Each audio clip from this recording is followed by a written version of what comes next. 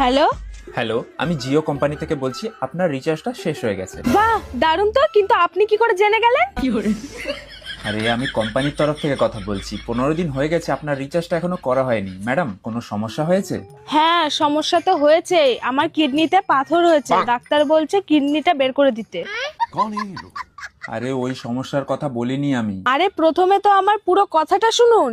আমার আচ্ছা। যদি ব্রেনটা খারাপ থাকে তাহলে আমার ব্রেনটাও বার করে দেবে। আরে ম্যাডাম, আপনার কি রিচার্জ করাতে কোনো সমস্যা হয়? আরে না না, রিচার্জ করাতে কোনো সমস্যা নেই, আপনি করে দিন না রিচার্জটা। ম্যাডাম দেখুন, আমি রিচার্জ করে দিতে পারবো না, আপনাকে নিজেই রিচার্জ করে নিতে হবে। আরে রিচার্জটা যখন আমাকেই করতে হবে তাহলে আপনি ফোন করে কেন বলছেন যে রিচার্জ করতে? ম্যাডাম, আমাদের কাজই হলো বলা। আপনি তো খুব ভালো মানুষ স্যার। আমার বাবা